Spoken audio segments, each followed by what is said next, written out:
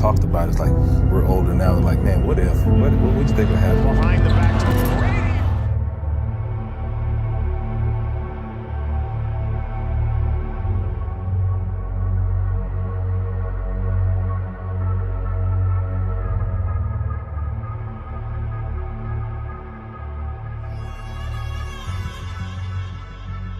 What if Tracy McGrady and Vince Carter stayed together? Tracy McGrady, the man that was once a star in the NBA in the early 2000s, often drawing comparisons for his scoring to one of the greatest players of all time in Kobe Bryant. He made 7 NBA All-Star games and led the league in scoring twice, but issues with his back really took a toll, and he never made that much of an impact after he turned 28. Something we don't want to remember. We want to remember the 22-game win streak and the 32 points per game. We want to remember the 7 NBA All-Star games in a row. We want to remember McGrady dropping 62 on the Wizards, nearly beating the 0-3 Pistons in the playoffs by himself. We want to remember him like the McGrady we search up on YouTube with titles like Tracy McGrady Top 10 Posterizations. The question we have for T-Mac is the what if question. But there are so many what ifs about Tracy McGrady. We're going to be looking at one of his first what ifs. And it's what if Tracy McGrady stayed in Toronto with his cousin Vince Carter. This will obviously change Vince Carter's career as well.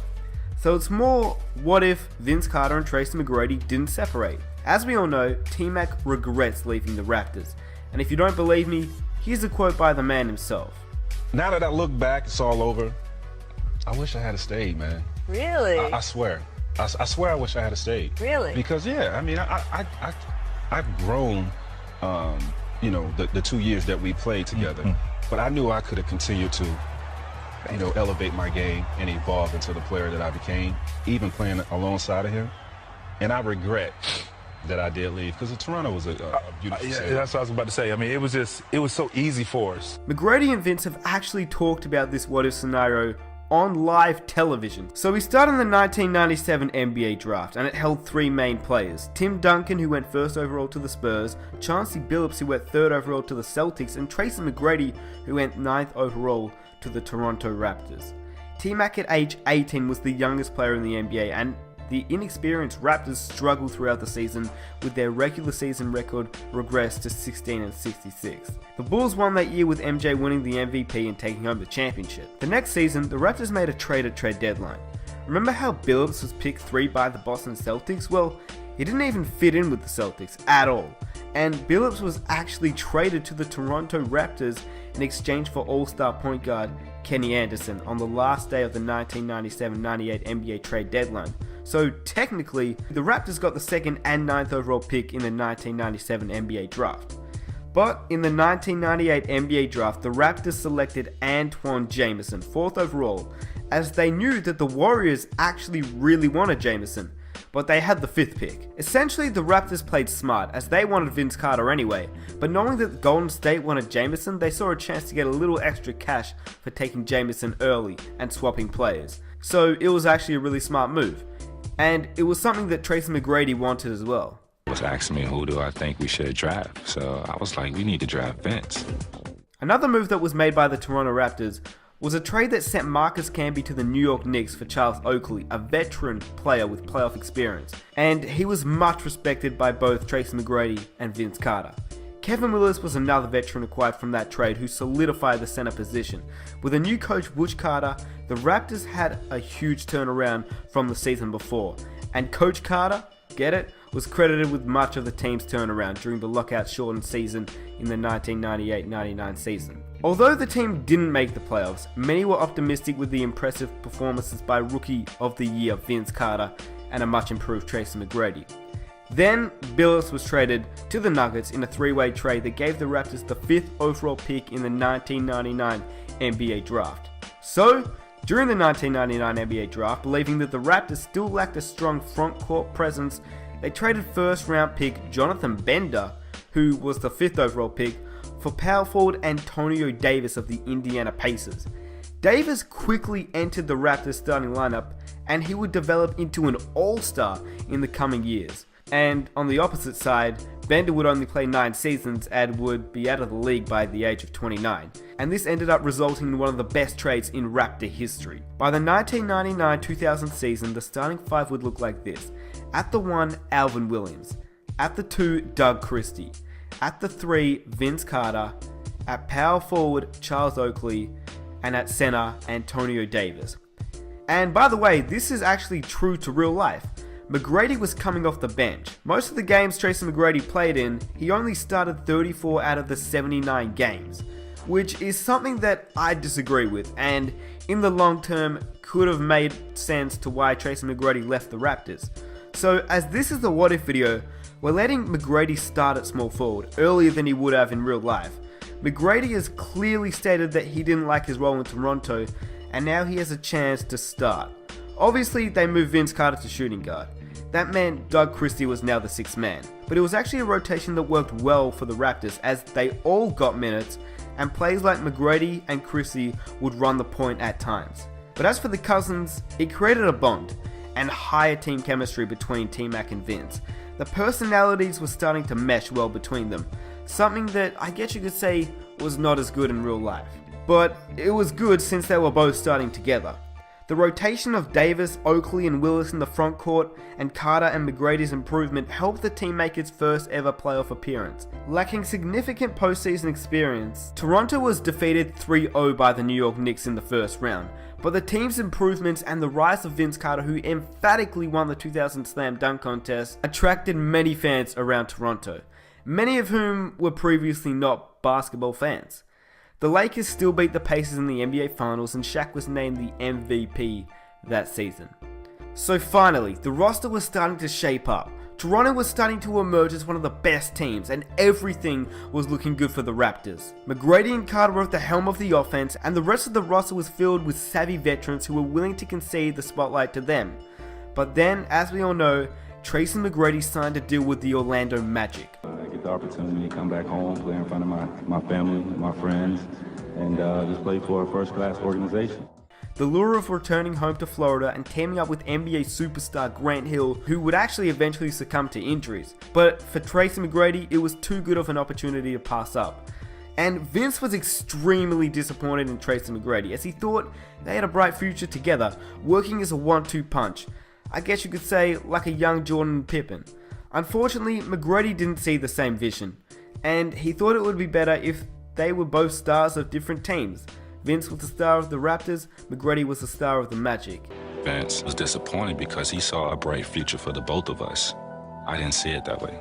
I wanted him to have his own spotlight in Toronto, let me go somewhere and have my own spotlight. We were starting to build something that was spectacular. If he didn't feel that was enough to stay, no problem. But this is where we get into the what if part of the video. What if Tracy McGrady didn't sign with the Orlando Magic and re-signed with the Toronto Raptors? As I told you guys earlier, instead of the Raptors leaving Tracy McGrady on the bench for majority of the games that he played in, we start him.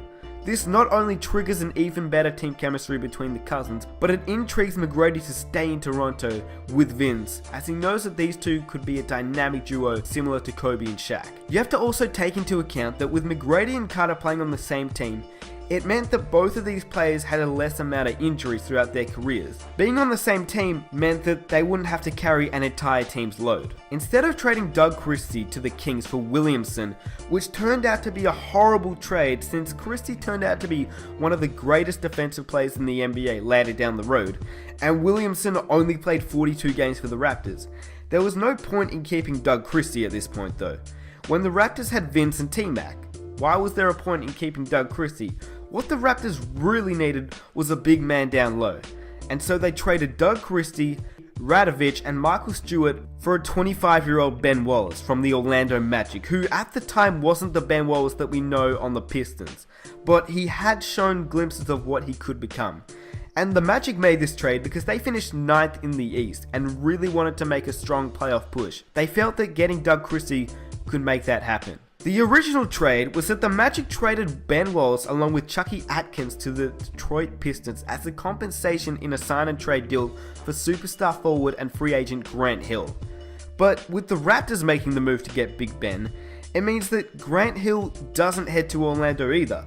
Sorry Magic fans, but you'll be in luck later down the episode. To make it simple, Doug Christie goes to Orlando, Ben Wallace heads to Toronto, and Grant Hill signs with the Minnesota Timberwolves to try and compete for a championship with Kevin Garnett. So now, it's the 2000-2001 season, and as we all know, the Eastern Conference was pretty weak, especially during the first 5 years of the early 2000s. Originally, Tracy McGrady becomes the most improved player, but in staying with the Raptors, he doesn't take this award home, but he still manages to make it to the All-NBA second team. With his cousin, their amazing season helped lead the Raptors to the second seed in the East, behind the Philadelphia 76ers, led by the 2001 NBA MVP Allen Iverson, and Defensive Player of the Year Dikembe Mutombo. The Magic don't make it to the playoffs since they don't have McGrady or Grant Hill. Detroit plays worse than they originally did without Ben Wallace, but either way, they don't make it to the playoffs, in real life and in this what-if scenario. But that means they do get a good draft pick, and they actually select Jason Richardson 5th overall. And the Minnesota Timberwolves pretty much stay the same with Garnett and Grant Hill, as Grant Hill suffered injuries that entire season. We all know about Grant Hill's injuries. The Spurs, Lakers and Kings were the clear top teams in the West, and so we get into the 2001 playoffs. The Raptors definitely needed some pieces to be a championship team. Ben Wallace wasn't the superstar Ben Wallace, but I do know that with Tracy McGrady, the Raptors would have gone past the first round. And so the Raptors won their first ever playoff series as they defeated the New York Knicks 3-2, advancing to the Eastern Conference semifinals for the first time in franchise history. The 76ers also make it, and that's who the Raptors would face next. Let's hear what Vince Carter and Tracy McGrady say about what would have happened if Tracy McGrady was on that original 2001 team that faced off against Allen Iverson's Philadelphia 76ers. There's not 1% of doubt in my mind when those guys played Philadelphia in Game 7. Had I been a part of that team, there's no question we would have advanced and went on to the finals that year. There's just no question in my mind, just where I was at the stage in my career, where my cousin was, and just the savvy vets that we had around us. I mean, we had the perfect situation, the perfect chemistry. And, I do think about that. Now, after hearing this, and just thinking about this scenario, you would have to believe them. I mean, surely, having a great player like Tracy McGrady, without a doubt, could have changed the outcome of this series. In real life, this series already went to a Game 7 without McGrady, and with McGrady on that team, I think the Raptors would have been able to beat the 76ers. Not to mention, they also had Ben Wallace. And so Toronto was advancing to the conference finals to face off against the Bucks. And in the West, it was the undefeated Los Angeles Lakers facing up against the Spurs. That's right. The Lakers hadn't lost a game the entire 2001 playoffs. As much as I'm a fan of Allen Iverson and love Ray Allen, I have to say that if McGrady and Carter was on that same Toronto Raptors team that played in the Eastern Conference Finals, they would have gone to the finals. The Raptors beat the Bucks in 6 games and advanced to the NBA Finals to face up against the Los Angeles Lakers that had dominated the entire playoff series. I mean, they hadn't lost one game in the entire playoffs, and if Toronto thought they were about to lose one, well, they were right. Toronto did force it to a Game 5, but in the end, they lost to the Lakers, who was a juggernaut team and had Shaq. And Shaq was clearly too big and strong for the Raptors, who literally had no answer for him down low. McGrady and Carter were able to do a decent job on Kobe, but containing Shaq was way too difficult for the undersized Ben Wallace and Antonio Davis. But it was definitely one of the most entertaining final series ever.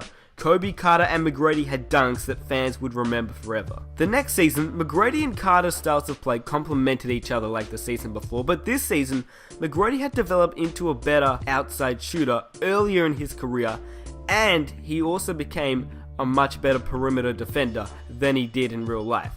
Carter was a slasher who could dunk on anyone, while McGrady was the perimeter player who had one of the smoothest jump shot in the game. And Ben Wallace was developing into one of the best defenders in the NBA, more of the Piston type Ben Wallace.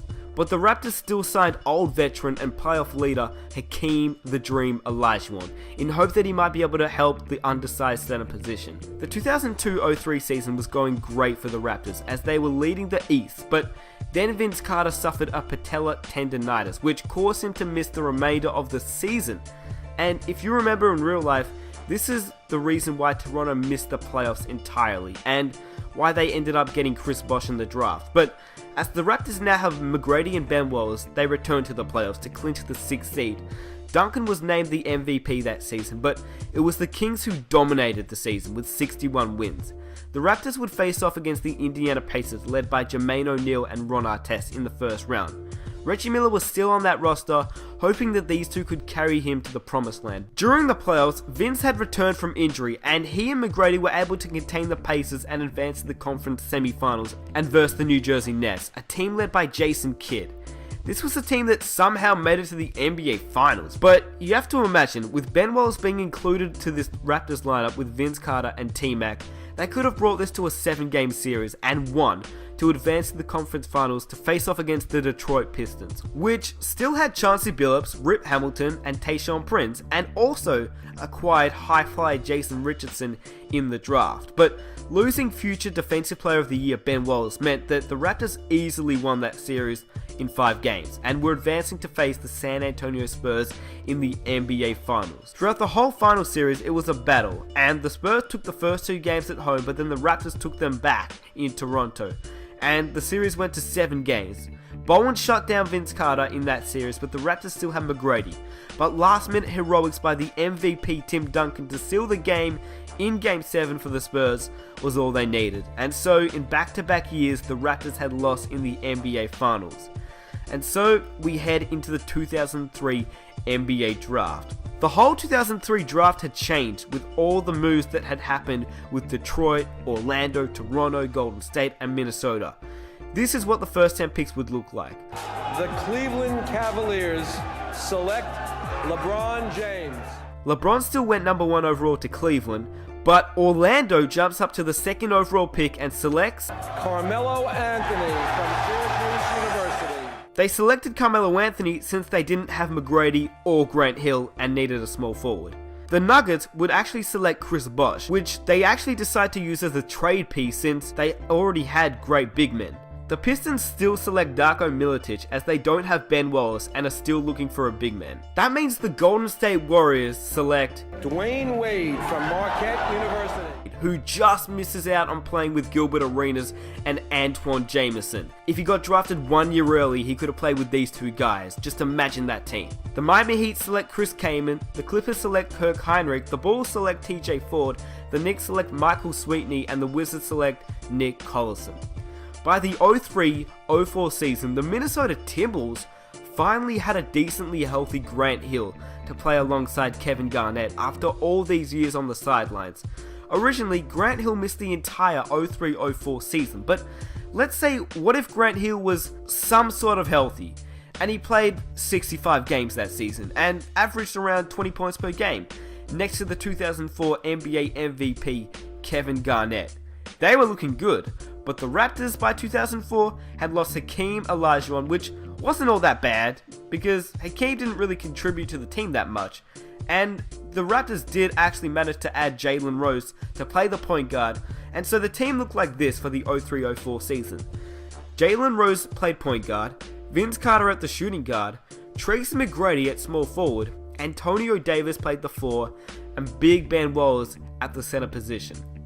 The Raptors finally, after all these years, led the league, having the best record in the NBA of 62-20.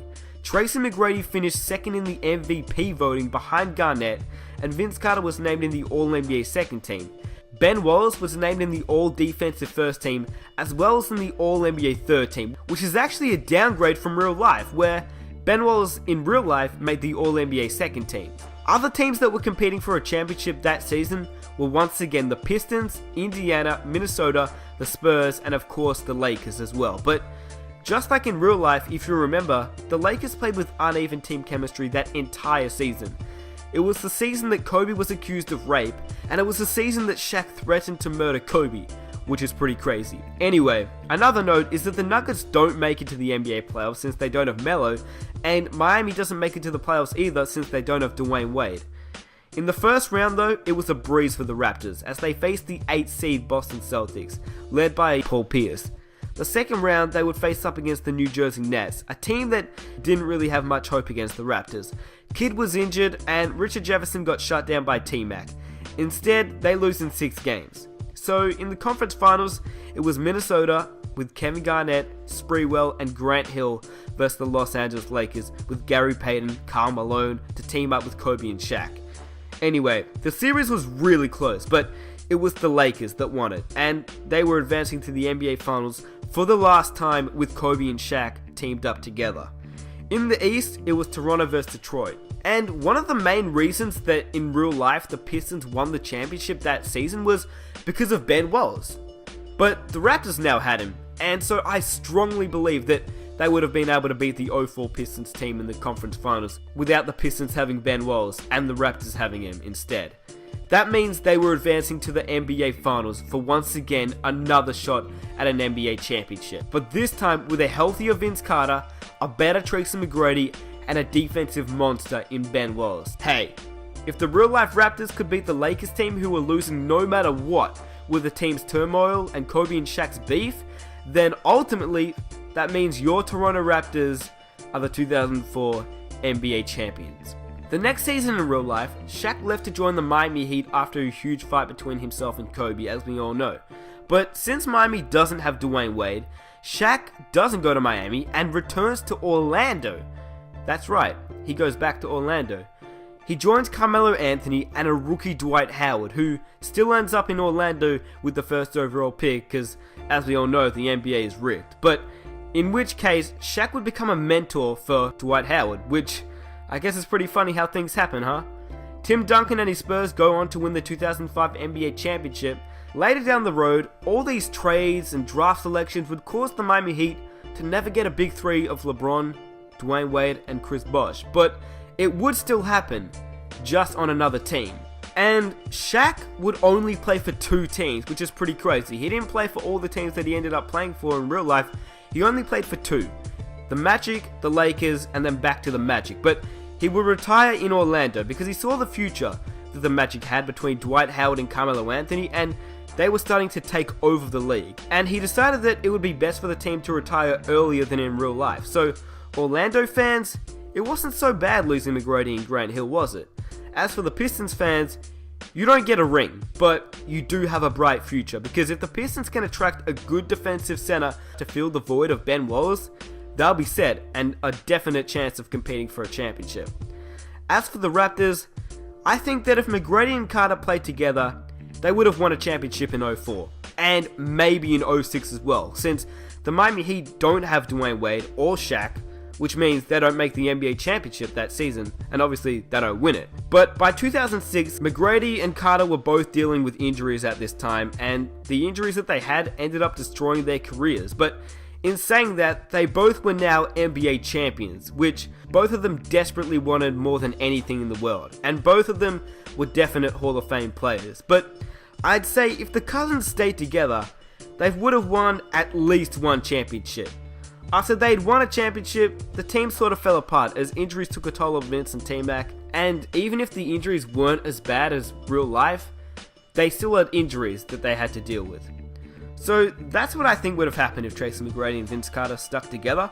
Let me know down below in the comment section what you think would have happened, because everyone will have different opinions. I hope that you guys enjoyed this video, and if you did and you would like to see more what ifs or past what ifs that I've done, then definitely hit that subscribe button for more what ifs, and if we can reach 4,000 likes, I'll start the next what if video. So 4,000 likes and I'll definitely try and upload the next what if video immediately for you guys. Hit that subscribe button if you're new, and I hope you guys enjoy the video. I'm out. Peace.